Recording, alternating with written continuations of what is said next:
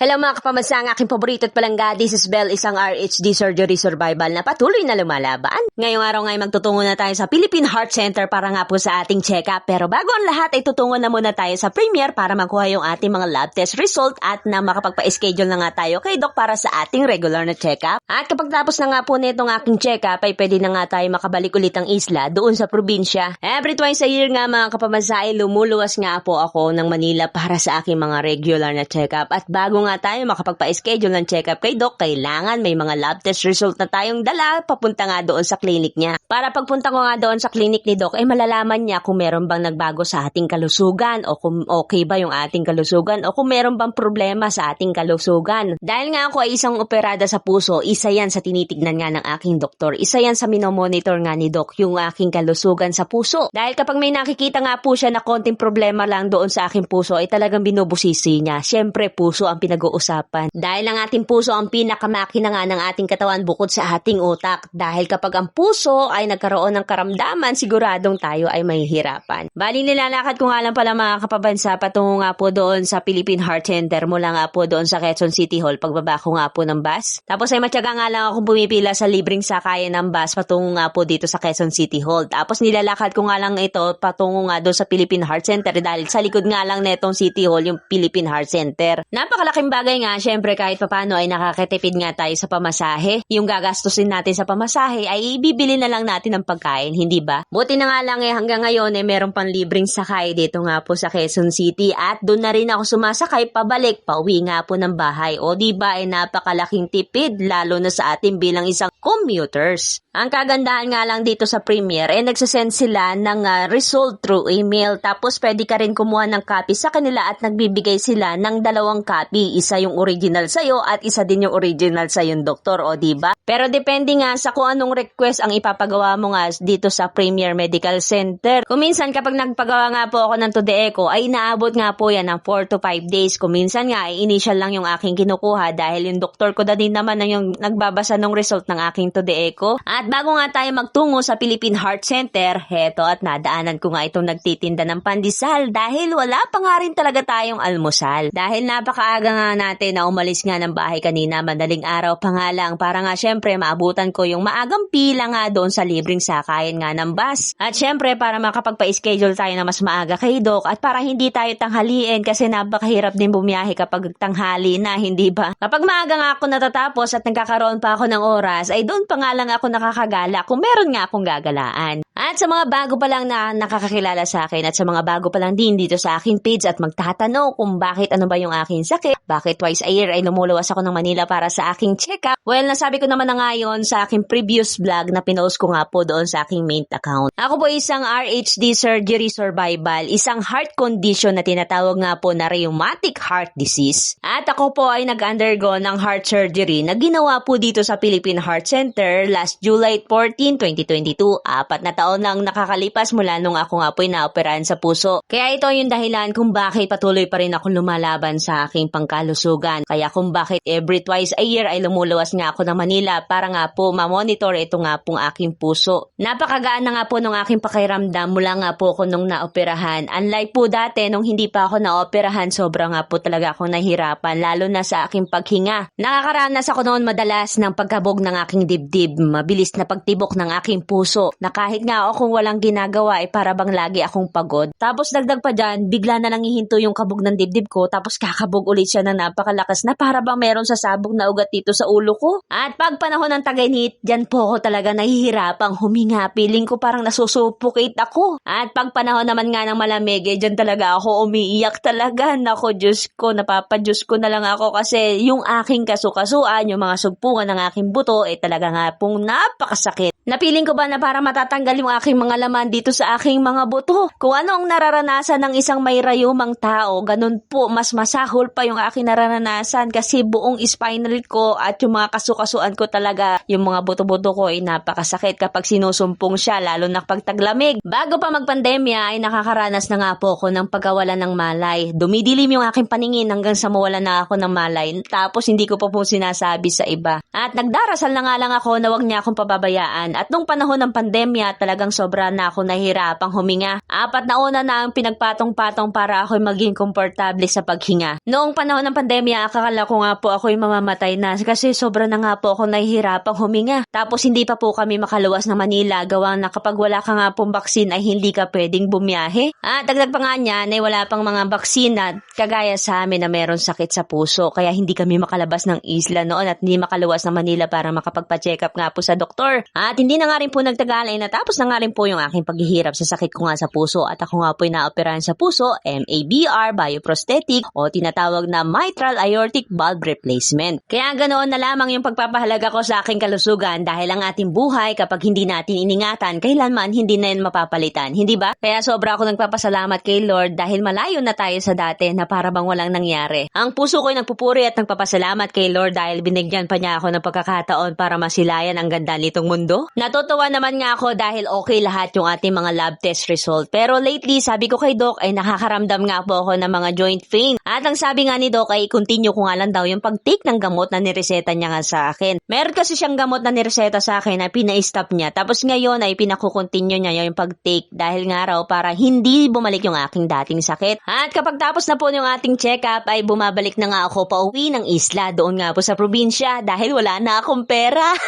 Tsaka pa nga lang ako nakakagala kung meron pang extra na budget pero kadalasan wala talagang natitira kundi pamasahe na lang pabalik sa isla. Akala nga ng iba, porke lumawas nga ako ng Manila ay marami na akong pera. Hindi nila alam, may pampakonsulta lang pala. Okay nga lang, ang mahalaga ay maganda yung ating mga resulta. At saka, madali lang naman kitain ang pera. Pero ang buhay, kapag nawala, ay hindi mo na maibabalik pa. Isa lang yung ating buhay at wala nang kapalit na iba. Pag uwi ko nga ay naabutan pa ako ng napakalakas na ulan. Kaya tayo magpapatila na muna dahil wala tayong payong nadala. Ay, ano ba yan? So, maulan. Mulan na naman. Abutan na naman tayo ng ulan.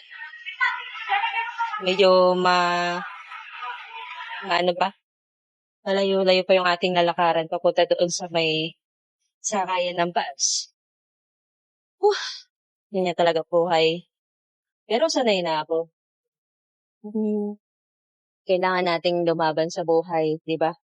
Kasi ingatan kung ano kung binigay sa'yo.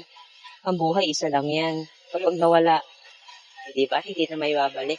Ang pera, palagi mo yan makikita. Mamaya, pwede ka magtrabaho, kumita ka ng pera. Pero ang buhay, hindi mo na yan may babalik once na mawala yan sa'yo.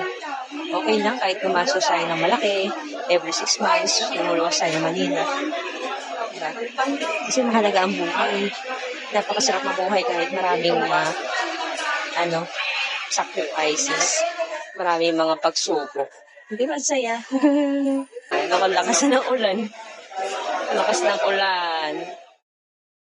Wala tayong dalang payong. Hindi ko nabitbit yung payong ay nagmamadali kasi ako kasi tanghaliin na rin ako nagising.